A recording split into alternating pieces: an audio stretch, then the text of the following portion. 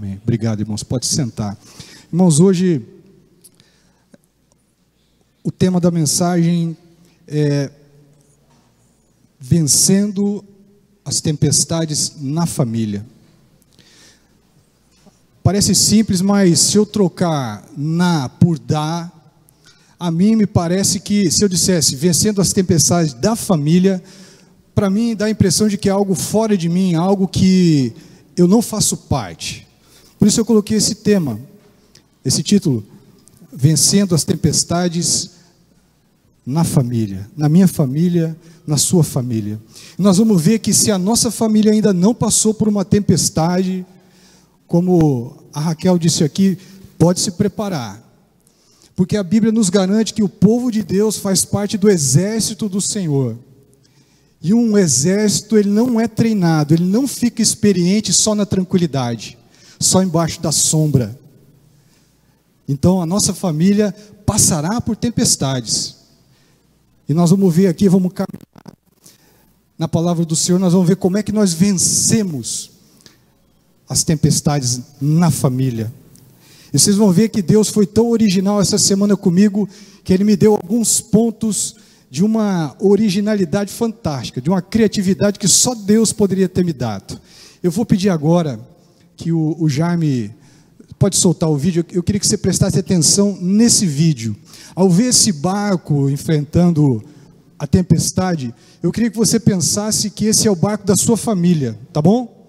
Então presta atenção como é que esse barco vai enfrentar a tempestade. Então vamos lá, enquanto ele se prepara, eu queria que você meditasse um pouco sobre esse barco. E como eu falei, que você imaginasse esse barco aí como a sua família. Esse barco da Marinha do Brasil, ele é feito com um aço náutico, ele é preparado com soldas todas especiais, mas o nosso barco, o barco da nossa família, ele tem uma constituição, uma feitura diferente. O barco da nossa família, ele enfrentando essas ondas. Deve ser uma coisa terrível ficar dentro de um barco desse, ainda mais lá em cima, né? Na torre de comando. Só um marinheiro experiente para manter o controle, o domínio próprio, as suas emoções. E assim, a palavra nos garante que é o barco da nossa família. Pode parar o vídeo, pode deixar a imagem dele. Isso, pode dar um pause aí, pode deixar uma imagem dele aí, Janine.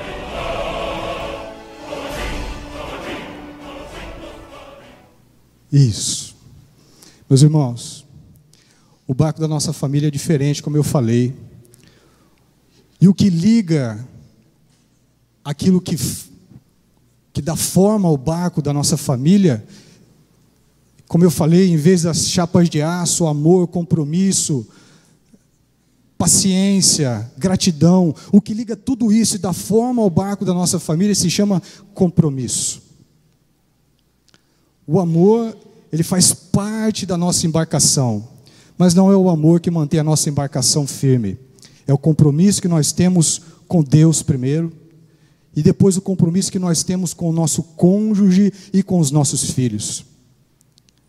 Esse barco, ele toma pancada de todo lado das ondas, ele não racha, ele não se despedaça, porque a sua solda segura as suas partes, e assim também, esse compromisso é que solda a nossa família, o nosso barco. Então eu queria usar de uma metáfora com os irmãos aqui, para dizer que a maioria das vezes que eu citar a palavra barco aqui, trata-se da nossa família. E você precisa lembrar que o teu barco, o barco da sua família, é um barco diferente. É um barco feito em Deus. É um barco preso pelo compromisso com o Senhor e com a sua família. Mas, como a gente viu essa tempestade natural, eu queria meditar com vocês nessa noite que o barco da nossa família pode enfrentar 3 tipos de tempestades. A tempestade natural, a tempestade divina e a tempestade maligna. E quando eu disse para vocês que essa semana o Senhor foi tão original em me dar os pontos dessa mensagem, vocês vão perceber nessa caminhada aqui por alguns minutos. E o primeiro ponto que Deus colocou no meu coração é que nós vencemos as tempestades da família, não saindo do barco.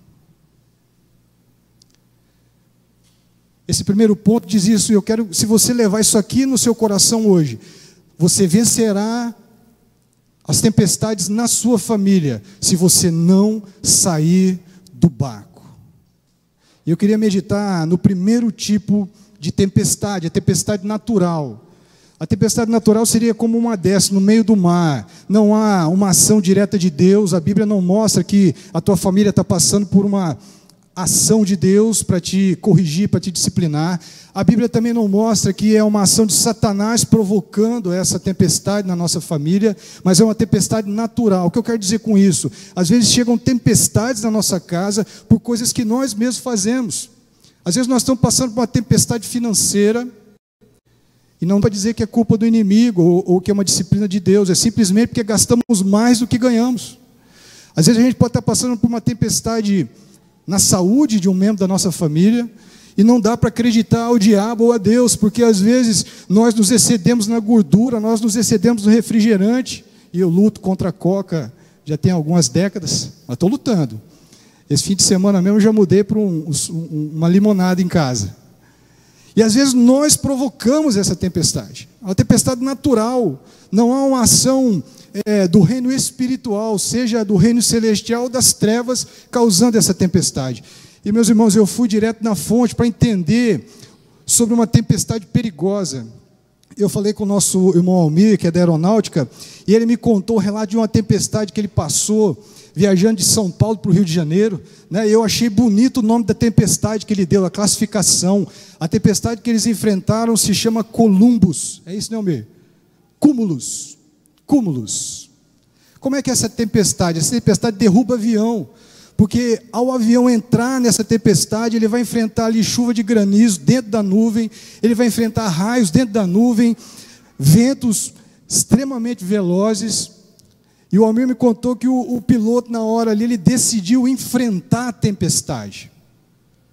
E um dos segredos para que a nossa família vença as tempestades, meus irmãos, é nós tomarmos o posicionamento desse piloto, é partirmos para cima da tempestade, e não fugirmos dela, porque se tem uma coisa que vai perseguir a nossa família, são as tempestades. Então não adianta fugir da tempestade, você tem que encarar, você tem que ter o posicionamento do capitão dessa corveta, partir para cima das ondas, enfrentá-las. O problema é que às vezes nós tentamos fugir da tempestade, nós tentamos colocar a tempestade embaixo do tapete, nós tentamos colocar, jogar alguma maquiagem na tempestade. Os irmãos do som, ficou esquisito pra caramba aqui para mim, viu? Parece que eu estou numa caixa de abelha aqui. Então, meus irmãos, essa é a tempestade, melhorou, essa é a tempestade natural. Eu ou você provocamos.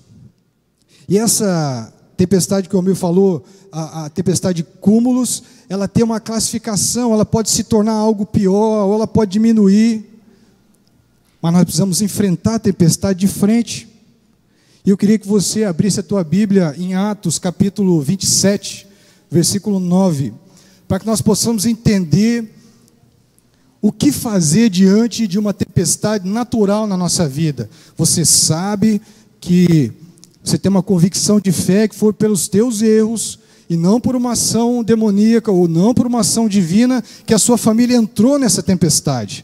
Olha só o que nos ensina Atos, capítulo 27, versículo 9.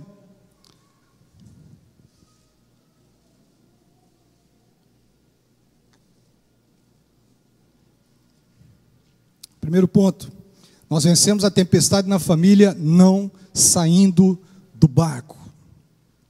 Diz assim a palavra do Senhor: depois de muito tempo, tendo se tornado a navegação perigosa e já passado o tempo do dia do jejum, admoestava-vos Paulo, dizendo-lhes: senhores, vejo que a viagem vai ser trabalhosa, com dano e muito prejuízo, não só de carga e do navio, mas também da nossa vida. Mas o centurião dava mais crédito ao piloto e ao mestre do navio do que ao que dizia Paulo. Essas tempestades naturais, às vezes o pai ou a mãe chega para o filho e diz: olha, essa amizade não é legal. Ou a esposa diz para o marido, ó, essa tua atitude não é legal. Ou o marido diz para a esposa, ó, abandona o cartão de crédito em nome de Jesus, que isso não vai ficar legal. Tem muita mulher sorrindo. Nós recebemos um aviso e às vezes nós não atentamos para esse aviso.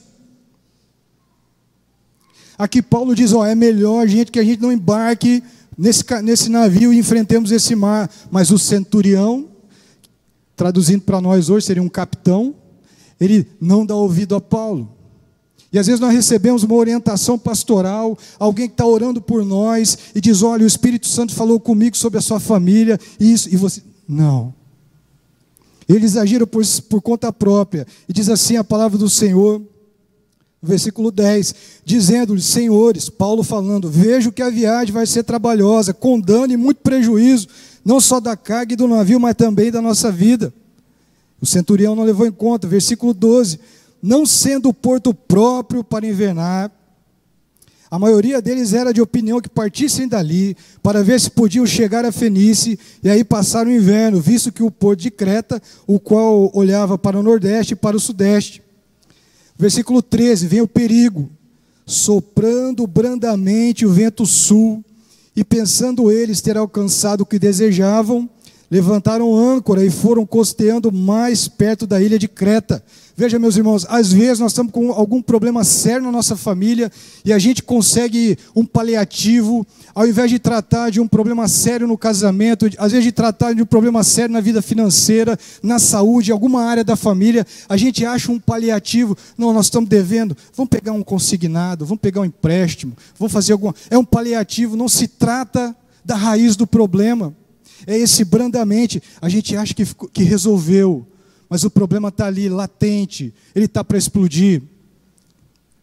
E a palavra diz aqui, no versículo 14, entretanto, não muito depois, desencadeou-se do lado da ilha um tufão de vento, chamado Euroaquilão. Veja, meus irmãos, que esses marinheiros, eles conheciam o período em que esse tufão se manifestava. Eram marinheiros que estavam acostumados a passar por aquele trecho de mar. E mesmo sabendo que era a época desse tufão, eles encaravam. Às vezes a tempestade, nós estamos vendo que ela está se formando, e a tempestade ela não começa logo com raios, com trovões, ela começa com uma brisa que vai juntando nuvem, que vai deixando as nuvens pesadas, e a gente negligencia isso. E eu queria que você passasse então para o versículo 32. Então os soldados cortaram os cabos do bote e o deixaram afastar-se. Nesse momento aqui, meus irmãos, até chegarmos nesse versículo, alguns marinheiros tentaram fugir usando esse bote, e os soldados romanos dentro do barco, eles vão e cortam o bote para que ninguém fugisse. Lembra do que eu falei? O segredo para vencer uma tempestade natural na família? Não saia do barco. O que eu quero dizer com isso? Não pule da sua família. Eu estava pensando essa semana, eu conversei com o pastor Messias, olha, a gente tem ouvido tanta coisa de família, tanta coisa de família, tanta coisa de família, que às vezes o coração se enche de uma tristeza tão grande, meus irmãos, porque no momento da tempestade natural, quando a gente deveria dar um passo de fé, permanecer dentro do barco, encarar o problema, orar, até que o Senhor faça a mudança, a transformação. Às vezes tem crente que no problema, na tempestade, ele decide pular do barco. Eu quero divórcio. Eu quero divórcio. Eu quero separação. Eu não quero mais ficar nesse barco. O problema está muito grande para mim. Mas talvez se nós fôssemos conversar e analisar, essa pessoa que decidiu pular do barco da sua família, não orou constantemente para ver o milagre. Eu já preguei aqui uma vez, eu testemunhei para vocês que certo dia no nosso Celebrando a Recuperação, ministrando para eles, o Espírito Santo ministrou no meu coração algo que é para os crentes. O crente não tem problema, o crente tem oportunidade de ver o poder de Deus se manifestar na sua vida. Quando eu olho para a tempestade na minha família, e eu penso o seguinte, olha, esse problema é para que eu veja a glória de Deus manifestada na minha casa. e eu não pulo do barco. Você sabe por quê, meus irmãos? Nós vamos ver aqui. Olha só o que diz a palavra do Senhor. Então os soldados cortaram os cabos do bote e o deixaram afastar-se. E aí na sequência, o 33, enquanto amanhecia, Paulo rogava a todos que se alimentassem.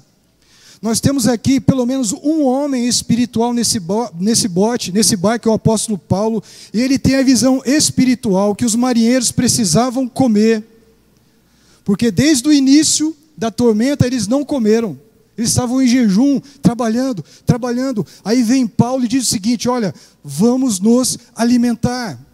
E quando eu, crente, conhecedor da palavra do Senhor, eu decido abandonar o barco da minha família, eu quero perguntar para vocês, quem vai levar o alimento espiritual para a sua família? Porque o Senhor Jesus diz, nem só de pão viverá o homem, mas de toda a palavra que sai da boca de Deus. Então, se um crente resolve abandonar a sua família, seja de qual forma for, não há como dizer que Deus está se agradando disso, porque Ele vai deixar a sua família com fome. Quando for a sua hora, quando for o seu momento de dizer, olha aqui, marido ou esposa, vamos nos juntar e vamos nos alimentar da palavra, porque nós estamos enfraquecidos na palavra.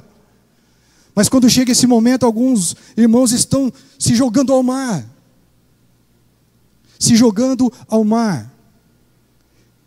E deixa a sua família com fome e com sede, porque o Senhor Jesus disse àquela mulher samaritana, se você beber da água que eu te dou, rios de águas jorrarão.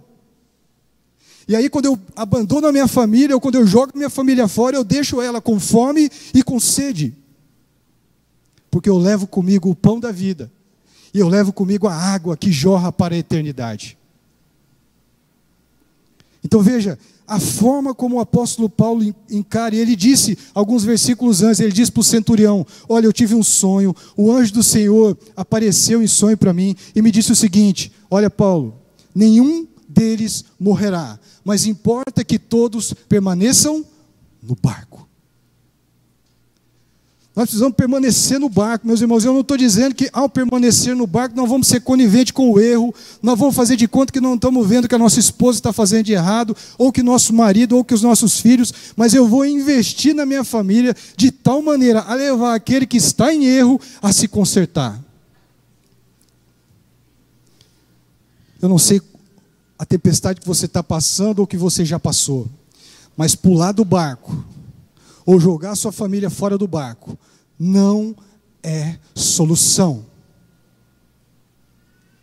Eu sei que nós podemos entrar aqui e divagar sobre muitas causas de separação, muitas causas de intenção de pular do barco da família, mas eu posso crer que, ainda que eu tenha que colocar a minha esposa numa clínica para recuperação de drogados ou de alcoólatras, alguma coisa assim, eu ainda posso ficar na minha casa, orando por ela, intercedendo para que ela seja transformada, ao invés de simplesmente dizer, olha aqui, minha esposa é drogada, meu marido é um alcoólatra, eu não quero ele mais. Isso é fácil. Lá em Pernambuco, tinha uma coisa interessante, a nossa igreja batista era em frente à igreja católica, atravessava a rua da igreja católica. E eu sempre procurei ter amizade com o padre. E o padre, uma bela noite, me chamou lá na igreja. Eu na porta da igreja recebendo os irmãos. E ele na porta da igreja recebendo também os membros da sua igreja. Aí ele me chamou, um rapaz conversando com ele. Aí ele disse assim, vou apresentar aqui o pastor Marcos, tal. Aí o rapaz disse assim, pois é, padre, mas eu queria casar na igreja católica. Aí o padre falou assim, na igreja católica eu não caso divorciado, mas os crentes casam.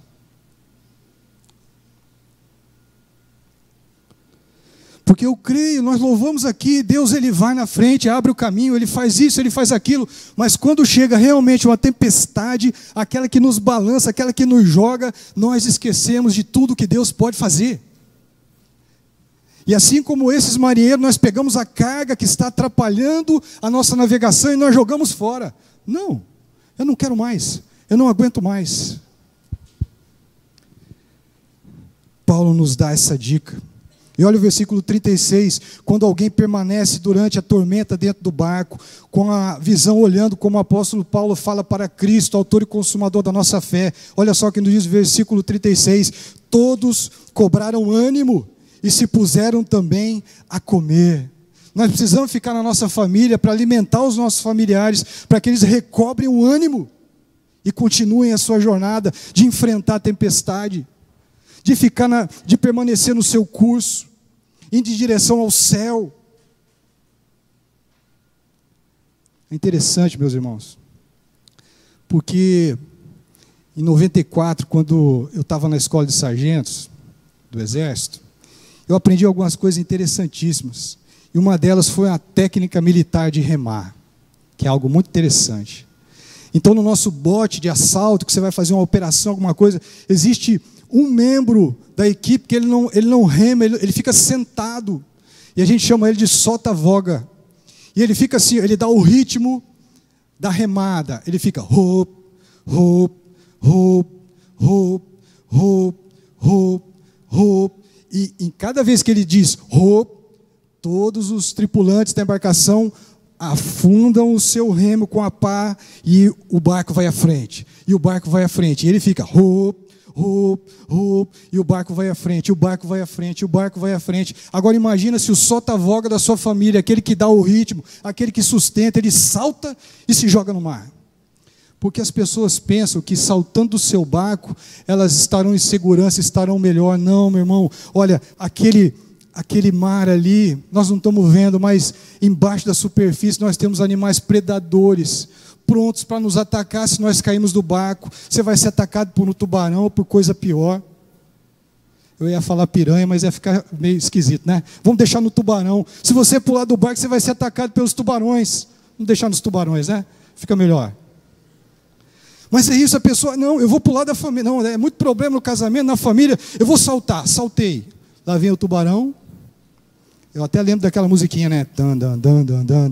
Quem é mais velho lembra disso, né? É o tubarão, o filme O Tubarão. A gente acha que se lançando no mar, nós vamos estar em segurança. Pensa você encarando essas ondas, o encapelar do mar. O primeiro tipo de tempestade que a nossa família vai enfrentar é a tempestade natural.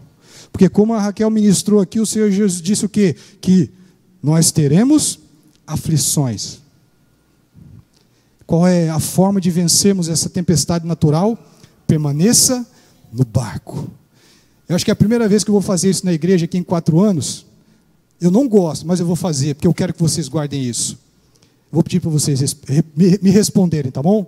Como é que eu venço uma tempestade natural na família? Quase. Como é que nós vencemos uma tempestade natural na nossa família? Agora eu vou para o segundo ponto da mensagem. Como eu falei, são tópicos originais, inovadores que o Espírito Santo colocou no meu coração.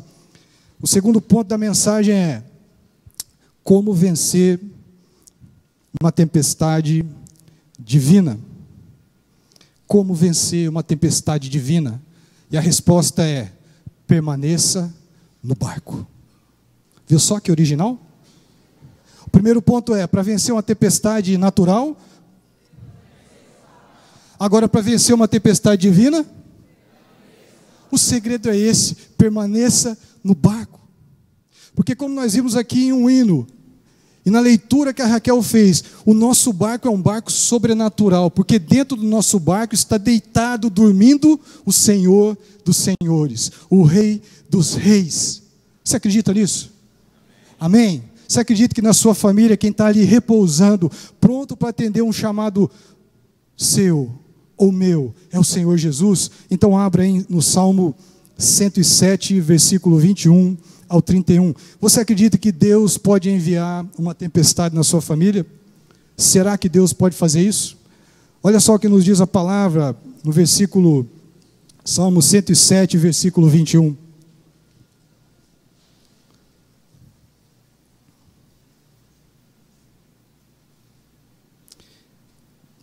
Rendam graças ao Senhor por sua bondade e por suas maravilhas para com os filhos dos homens.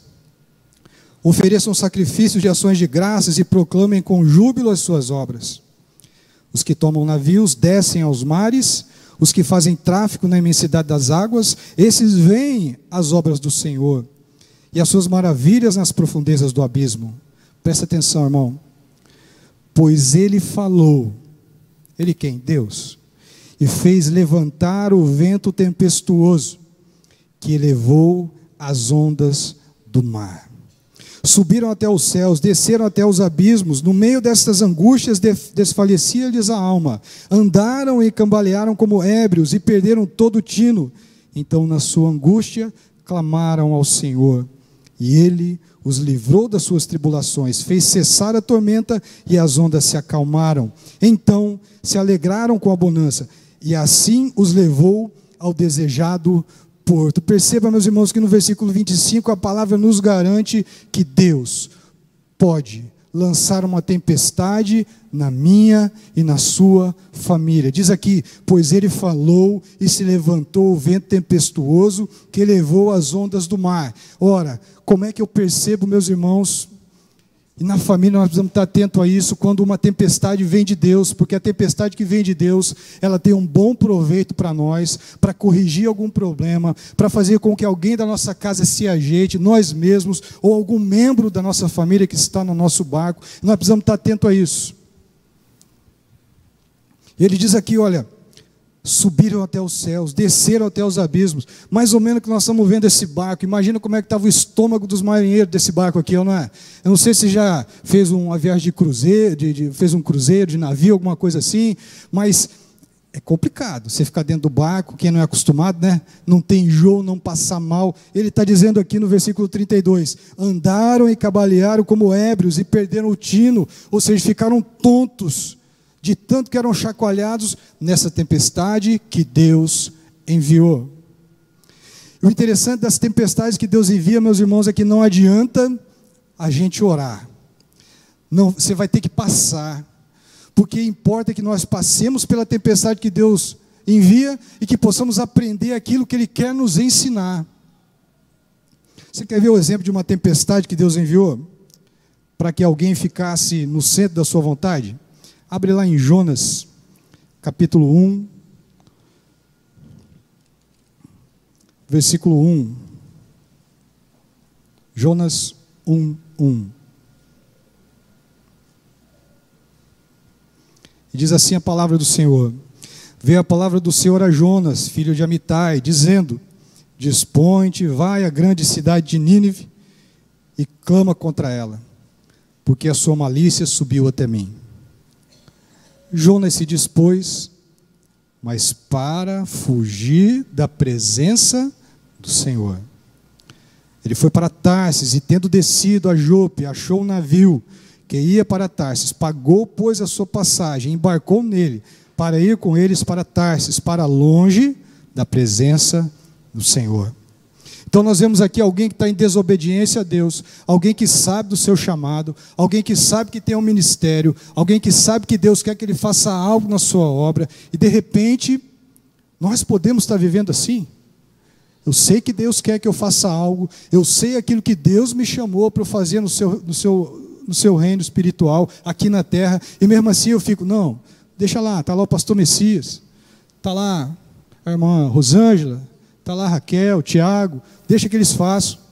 Mas olha aqui, meus irmãos, versículo 4, mas o Senhor lançou sobre o mar um forte vento, e fez-se no mar uma grande tempestade, e o navio estava a ponto de se despedaçar. Às vezes a tempestade que Deus manda para a nossa família pode deixar o barco familiar a ponto de despedaçar-se, até que aquele que está em desobediência a Deus resolva obedecer ao Senhor. E olha só a continuidade desse texto. Então os marinheiros, cheios de medo, clamavam cada um ao seu Deus e lançavam ao mar a carga que estava no navio para o aliviarem do peso dela. Eles estavam se livrando daquilo que estava dificultando a navegação, aquilo que afundava o barco, porque quando você olha para uma embarcação como essa aqui, como todas as outras, nós temos aquilo que é aparente, mas nós temos uma parte dos navios que nós não vemos, que estão submersos. E às vezes o inimigo ele pode estar agindo exatamente naquilo que ninguém vê, na intimidade da sua casa, da sua família, do seu relacionamento. Ele está atacando o que está submerso. Às vezes nós olhamos para alguém, para uma família, poxa, que família abençoada, e nós não sabemos de todo o ataque que ele está sofrendo na parte submersa do seu barco familiar. Então, a continuidade. Jonas, porém, parte B do versículo 5, Jonas, porém, havia descido ao porão e se deitado, e dormia profundamente. Será que nós não estamos recebendo uma tempestade na nossa família, porque estamos apáticos, dormindo? Aqui nos dá a impressão de um tempo de depressão na vida de Jonas, porque ele sabia, e no seu discurso posterior ele diz para Deus: eu sei que o Senhor vai mandar para lá, o povo vai se arrepender, o Senhor vai perdoar, então por que o Senhor já não perdoa tudo, vai mandar passar todo esse trabalho? Ele está aqui dormindo profundamente em meio a uma tempestade. Chegou-se a ele, versículo 6, o mestre do navio lhe disse: que se passa contigo, agarrado ao sono? Levanta-te e invoca o teu Deus. E às vezes nós estamos na tempestade e nós não temos coragem de dobrar o nosso joelho, de buscar o Senhor, de orar. Nós pedimos para os outros orarem, mas nós não desenvolvemos uma vida de oração, uma vida de intercessão realmente nossa. Ele diz: invoca o teu Deus, talvez assim esse Deus se lembre de nós, para que não pereçamos. E diziam uns aos outros, versículo 7, vinde e lancemos sorte, para que saibamos por causa de quem nos sobreveio esse mal. E caiu sobre Jonas. Então lhe disseram: declara-nos agora, por causa de que nos sobreveio este mal? Que ocupação é a tua? De onde vens? Qual é a sua terra? E de que povo és tu? Respondeu-lhe Jonas: sou hebreu, sou crente da Batista Filadélfia. E temo ao Senhor, o Deus do céu, que fez o mar e a terra. Então os homens ficaram possuídos de grande temor e lhe disseram: que é isso que fizestes? Pois sabiam os homens que ele fugia da presença do Senhor, porque lhe o havia declarado. Às vezes, na intimidade da nossa casa, os nossos familiares sabem aquilo que Deus nos chamou a fazer. Eles sabem que a tempestade que a família está passando é porque alguém está desobedecendo o chamado do Senhor, e nós ficamos dormindo profundamente lá no porão do navio da nossa casa. E disseram-lhe: que faremos, versículo 11, para que se nos acalme o mar, porque o mar se ia tornando cada vez mais tempestuoso. Respondeu-lhes: tomai-me e lançai-me ao mar, e o mar se aquietará, porque eu sei que por minha causa vos sobreveio essa grande tempestade. Aí vem, meus irmãos, um posicionamento de incrédulo. O crente Jonas diz assim: me joga para fora desse barco. Agora eu quero que você preste atenção no posicionamento de um incrédulo. Entretanto, os homens remavam, esforçando-se para alcançar a terra. Jonas diz assim: me joga para fora da família. O crente. E os não crentes não o jogaram, sabendo que ele era o problema, a causa da tempestade. O que eu quero dizer com isso? Às vezes, meus irmãos, os crentes estão com um posicionamento pior do que o não crente. Tem alguém dentro de casa problemático, seja o filho, seja o marido ou a esposa, e joga para fora da família sem pestanejar. E aqui os não crentes, eles dizem: entretanto, eles fizeram ouvido de mercador para Jonas. Olha só, entretanto, os homens remavam. O incrédulo continuou remando para vencer a tempestade. E às vezes nós jogamos para fora do barco da nossa família um membro da família. E o incrédulo não faz isso. E aí, na continuidade do texto, Jonas vai, conversa com eles, e os homens dizem: ó Senhor, que não caia sobre a nossa cabeça o sangue desse homem. Eles clamam, e depois que lançam Jonas ao mar, eles oferecem sacrifícios ao Senhor. Mas o que eu quero chamar a tua atenção, quando a sua família passar por uma tempestade divina, é: não jogue um membro da sua casa ao mar. Para quem gosta de assistir filme de pirata, e eu gosto muito, né? Aqueles filmes de antigamente, tinha aqueles barcos, tinha uma prancha. Lembra disso ou não? Tinha uma prancha, e aí quando o marinheiro recebia uma pena de morte, ou era descoberto algum invasor ali no navio, eles colocavam o marinheiro, o condenado na prancha, e ele caminhava e era jogado ao mar. É ou não é? Os incrédulos do tempo de Jonas não queriam fazer com ele. Mas nós temos crentes da pós-modernidade que botam o familiar na rampa sem dó. Acredito que nós podemos rever esse posicionamento e deixar dentro do barco, e buscar tratar, e buscar orar, e buscar ajuda para que haja transformação nas nossas casas. O primeiro ponto eu disse, nós vencemos as tempestades naturais permanecendo no barco. Nós vencemos as tempestades divinas permanecendo no barco. Está fraco. Nós vencemos as tempestades divinas. Eu não gosto disso, irmão. Mas os tempos que nós estamos vivendo, nós precisamos fazer os crentes decorar alguma coisa sobre família. Nós precisamos permanecer no barco. E agora o terceiro ponto, quando a nossa família enfrenta uma tempestade maligna. O que fazer quando a família enfrenta a tempestade maligna? Permanecemos no barco.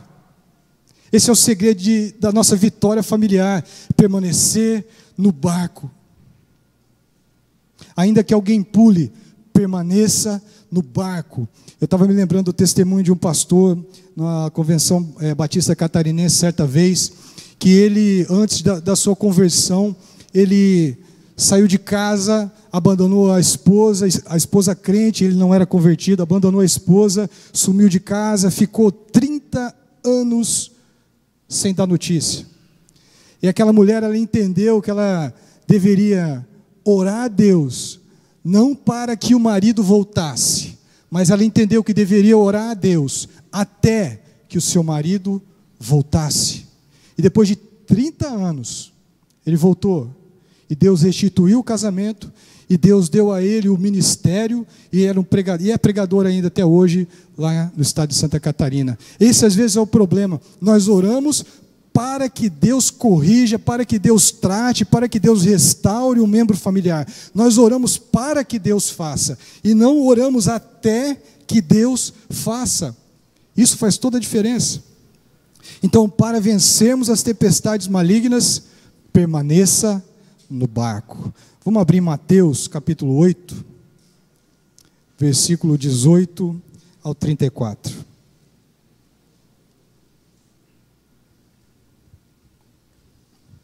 Tempestade natural, são coisas naturais da vida. Você tem convicção de fé que não é uma intervenção divina, nem uma ação maligna. Depois nós temos a tempestade divina, Deus querendo corrigir alguém da nossa família ou a nossa família toda. Nós vamos para o terceiro tipo de tempestade, que é a tempestade maligna. Olha só o que nos diz a palavra do Senhor. Mateus, capítulo 8, dos versos 18 ao 34. Vendo Jesus muita gente ao seu redor, ordenou que passassem para outra margem. A gente pode ver aqui um momento, meus irmãos, que os discípulos, eles não atenderam ao chamado do Senhor Jesus com facilidade. Essa palavra ordenou na língua original, no grego, onde foi escrito esse testamento, é obrigou.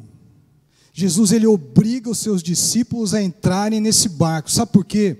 Porque esses discípulos eram pescadores experientes desse lago que nós chamamos de Mar da Galileia. Eles sabiam que pelo tempo que estava se armando, eles teriam uma tempestade forte. Nós vemos aqui então que o Senhor Jesus, versículo 18, ordenou que passassem para outra margem. E do 18 eu peço para você pular para o 23, diz assim: entrando ele no barco, seus discípulos o seguiram, e eis que sobreveio no mar uma grande tempestade, de sorte que o barco era varrido pelas ondas. Meus irmãos, saiba que a palavra de Deus ela é bem clara em dizer que nós vivemos uma batalha espiritual. Efésios 6, a partir do versículo 14, o Senhor nos diz que nós temos uma armadura, Ele descreve essa armadura, e nós precisamos ter consciência que fazemos parte de um exército, e que nós seremos atacados, e que nossa família será atacada. E aqui diz que a tempestade, ela varria, as ondas varriam o barco. Imagina uma onda, o que significa onda? A onda varrendo o barco. A onda vem e limpa o convés do barco, tira tudo o que está em cima do barco, faz uma bagunça tremenda. A tempestade maligna bagunça tudo, a divina coloca tudo em ordem. Então veja, meus irmãos, essa é a tempestade que eles estão enfrentando nessa passagem conhecida, e no final do versículo 24 diz assim: entretanto, Jesus dormia.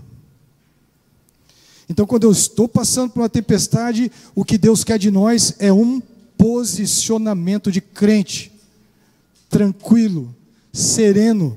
Como a Raquel ministrou aqui, o correto era os discípulos terem ido para junto de Jesus e ter pensado assim: ora, se Jesus está dormindo nessa tempestade, eu vou dar um jeito de ficar pertinho dele, porque eu quero essa tranquilidade para mim. Mas o que às vezes nós manifestamos na tempestade é exatamente a intranquilidade, a nossa pequena fé, como nós vamos ver aqui, a nossa timidez se manifesta justamente quando Deus espera que a nossa fé seja manifestada, ainda que como um grão de mostarda, pela tranquilidade. Isso está acontecendo? Mas o Senhor está no nosso barco. Uma palavra de tranquilidade. Nós estamos na tempestade, mas Deus é conosco. Maior é o que está em nós do que o que está no mundo. Mas aí às vezes nós nos desesperamos porque esquecemos que quem está dormindo no nosso barco é aquele que tem autoridade para fazer acalmar o vento e as ondas. E aqui ele continua, versículo 25. Mas os discípulos vieram acordá-lo clamando: Senhor, salva-nos, perecemos. Perguntou-lhes então Jesus: por que sois tímidos? Mas na língua original não é isso que está escrito. Jesus pergunta assim para eles: por que sois frouxos? Palavra dura, né? Não é? Jesus pergunta para os discípulos: por que vocês são frouxos? E a palavra diz que se nós nos mostramos frouxos na dificuldade, nós teremos pouca força, pouca fé, pouca determinação, pouca força espiritual. E Jesus diz para eles: por que vocês estão sendo frouxos? E ele tinha autoridade para dizer isso, meus irmãos, porque eu gosto de pensar que Jesus é o cabra mais macho que já existiu. Jesus é um cabra tão macho que ele pode chamar qualquer um de frouxo. Sabe por quê? Porque eu queria imaginar a dinâmica do Espírito Santo, Deus e Jesus no céu, antes dele vir e encarnar em Maria, e ser colocado no ventre de Maria. Eu vou aqui bolar uma conversa que está na minha cabeça, não está na Bíblia não, tá bom? Eu imagino o dia em que Deus chegou para Jesus e falou assim: meu filho, chegou o tempo, aquele povinho lá, aqueles pecadores, chegou o tempo de eu salvá-los, mas eu preciso de você. Eu imagino Jesus dizendo: tá bom, pai, eu vou, o que o senhor quer que eu faça? Não, você vai morrer por eles. Eu morro. Aí Deus diz: mas eu vou te explicar como é que você vai morrer. Você vai apanhar muito, vão te humilhar, vão te botar uma coroa de espinhos, vão te chicotear demais, depois vão te colocar numa cruz, vão colocar um prego, um tremendo prego no seu punho esquerdo, outro prego no seu punho direito, vão colocar um prego gigante na sua canela, e aí depois, quando você tiver para morrer, ainda vem o soldado e vai furar o seu lado. Diante desse cenário terrível, eu imagino Jesus dizendo: bora. É macho um cabra desse ou não é? Aí depois que ele nasce, e porque ele era 100% homem, 100% Deus, eu imagino ele pequenininho, como o filho dessa irmã aqui, pequenininho. Ou como meu Samuel, vai fazer 4 anos agora, dia 30. Pequeno ainda. Jesus com 4 anos. Cada passo que ele dava, ele sabia que estava indo em direção à cruz. Vamos imaginar Jesus adolescente, 15, 16 anos. Cada passo que ele dava, cada dia que passava, cada aniversário que Jesus fazia, ele sabia que a cruz se aproximava.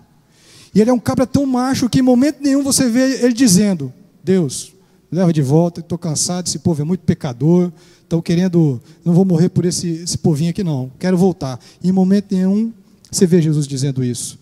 Cabra macho. Às vezes, meus irmãos, nós temos um exame físico lá no trabalho, o médico pede uma série de exames, infelizmente eu vejo lá, exame de sangue. Eu já sei que eu vou ter que ir em jejum, e a enfermeira vai ter que espetar meu braço. Tem alguma enfermeira aí? Tem alguma enfermeira? Tem alguma enfermeira na igreja? Deus te abençoe, viu, irmã? Irmãos, tem uma coisa que eu tenho medo terrível, é de agulha, não sei porquê. Eu já vou agonizando no carro. Primeiro eu vou contrariado porque eu estou com fome. E depois eu vou sabendo que eu estou indo para o abatedouro, para o sofrimento, para o meu calvário. E eu vou orando pela enfermeira. Eu vou orando pela mão dela. Eu vou orando por tudo, para que Deus me abençoe, para que eu não passe vexame. É ou não é? Eu já não vou com o uniforme do trabalho, que é para não fazer feio, né? Desmaiar lá, não sei o quê. Eu já fico todo temeroso por causa de uma agulha. Imagina a coragem desse homem chamado Jesus.